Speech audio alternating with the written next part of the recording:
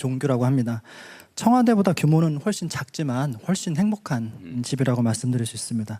오늘 저는 부동산 특히 재개발 과정에서 추진 과정에서 소외받는 강제 철거 이주민들의 목소리를 전달하려고 왔습니다. 부동산 정책과 관련된 많은 논쟁들이 있지만 실제로 그 귀결되는 결론 중에 하나는 공급 확대이고 문제는 공급을 눌리기 위해서는 기존의 주택을 허물어야 된다는 것이고 그 과정에서 삶의 터전을 잃는 사람들이 생긴다는 점입니다. 통계에 따르면 재개발 이후에 원주민들의 재정 착률은 27%입니다.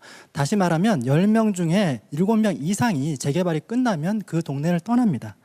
저처럼 인생의 대부분을 한 공간에서 보낸 사람들이 그 집을 잃는다는 것은 마치 가족을 잃는 것 같은 고통이기도 합니다.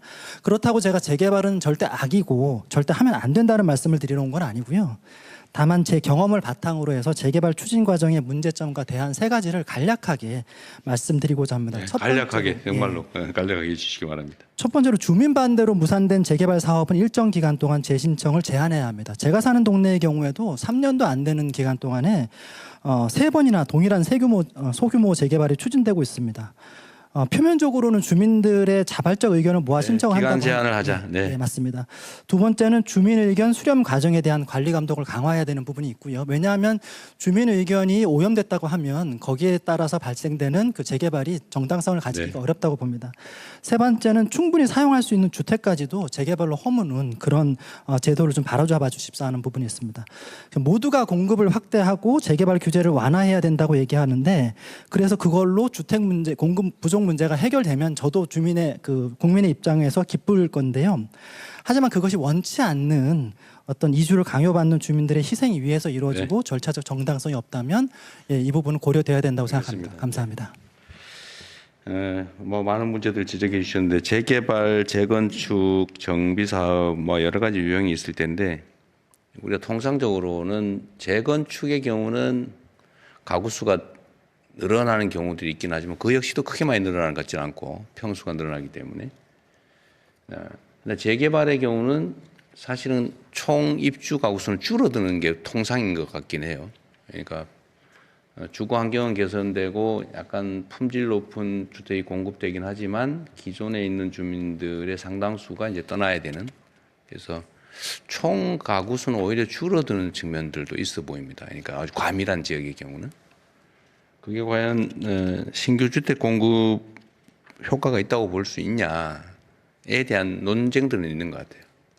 어쨌든 그 말씀은 충분히 이게 뭐 정부 그 권한 사항은 아닌 것 같긴 한데 어쨌든 충분히 참고하도록 하겠습니다.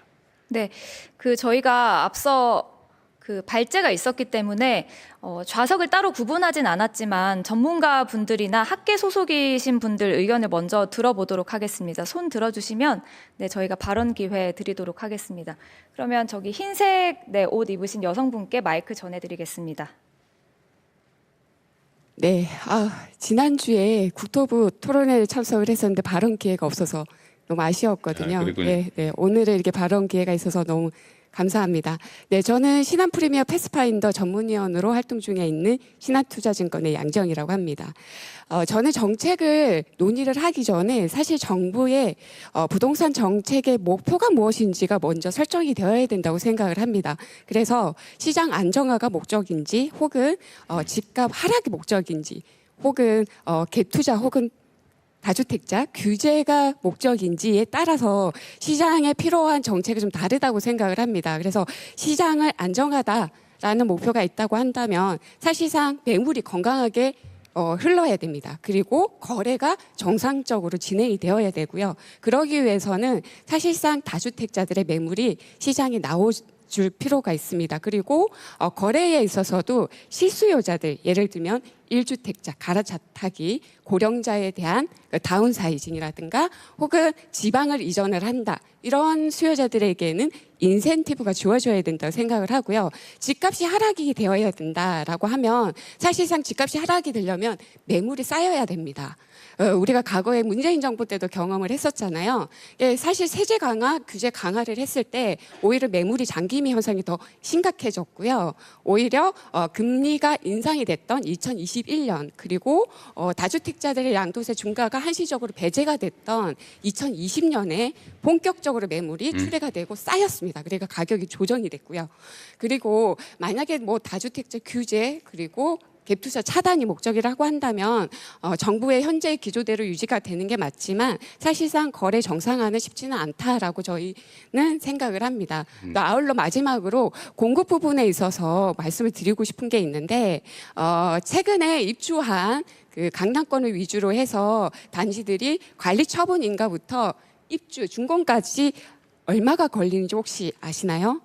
8년에서 10년이 걸립니다. 과거에는 사실 5년에서 7년 정도가 걸렸다면 3년 이상이 걸렸습니다. 이게 여러 가지 요인이 있겠지만 공사비 인상이라든가 무엇보다도 이주비 대출이라는 걸림돌이 상당히 큽니다. 이게 사실은 강남권 위주에서는 1군 건설사들이 있기 때문에 기본 이주 대출은 할 수는 있지만 기본 이주비 대출과 함께 추가 이주비 대출까지 받을 수 있지만 그 외 지역 같은 경우에는 사실 기본 이주비 대출만으로 할당해야 되기 때문에 사업 진행이 쉽지는 않습니다. 그래서 이런 부분들을 좀 고민을 해주셨으면 감사하겠습니다. 이상입니다. 네, 중요한 지적을 해주셨는데 이 정부 정책의 목표가 뭐냐? 뭐 여러 가지 정책 당국자들의 생각이 다를 수 있는데 어쨌든 제 생각을 간단히 말씀드리면 억지로 가격을 낮추자는 아닙니다. 그거는 뭐 주택 가격 목표를 정해놓고 여기에 맞춰서 수요 공급을 뭐 억제하거나 뭐 어떻게 조정하겠다고 하면 그게 사회주의 국가에 가깝지 않습니까? 또 가능하지도 않죠. 지금과 같은 발전한 대한민국 경제 상황에서 이 시장 질서를 완전히 무시하고 수요 공급을 어거지로 어떻게든지 해가지고 아니면 뭐 가격 통제를 해서 가격을 낮추자, 높이자 이거는 정책 목표가 되기 어렵죠. 그건 아닙니다. 다만 비정상적인 수요 공급에 의해서 가격이 잘못 형성되는 걸 막자는 거죠. 정상화하자는 거예요. 저는 그런 생각을 합니다. 예를 들면 나는 한강이 내려다 보이는 아파트라면 가격이 얼마든지 상관이 없이 무조건 사야 되겠어. 그리고 나는 그럴 경제적 능력이 돼. 세금 뭐 필요하면 얼마든지 내지 뭐 그 정도 가지고 나의 수입 상황이라는 걸 봤을 때 부담되지 않아. 저는 이거 존중해 줘야 된다고 생각해요. 당신 이 아파트는 얼마 이상이 되면 안 돼. 이런 생각을 할 필요는 없죠. 그리고 똑같은 주거 환경을 가지고 있더라도 아니 뭐 특정 지역에는 무슨 특별한 의미가 있어서 그걸 비싸게 서로 거래한다. 희소성 때문에 예를 들면 뭐 누가 한때 살았던 공간이다 뭐 이래서 비싼 경우도 있잖아요. 뭐 그걸 통제하겠습니까? 다만 거기에 대해서는 사회적 부담을 상응하게 하는 게 필요하다. 그래서 나는 뭐 특정 지역에 대해서는 뭐 그 인근 지역보다 골목 한 개 차이로 가격이 2배 차이가 나고 그런 경우 많잖아요. 저는 그게 비정상이라고 보지 않아요. 거기에 상응하는 사회적 부담을 하면 되죠. 그래서 정상화하는 게 목표다. 그리고 수요 공급에 따라서 또 적정하게 적정한 정당한 수요, 적정한 공급에 따라서 만들어진 시장 가격은 존중해야 되겠죠. 다만 뭐 모든 사람들이 집이 사놓으면 돈 되더라, 막 빌려서라도 사자, 인생을 걸고 뭐 집을 사서 그거밖에 돈 버는 길이 없다 이렇게 생각하고 모두가 거기 몰려서 무슨 한 도시에 땅을 팔면 다른 나라 통째로 살 수 있다 이렇게 되면 언젠가는 문제가 생기겠죠. 이제 그걸 미리 막자는 겁니다.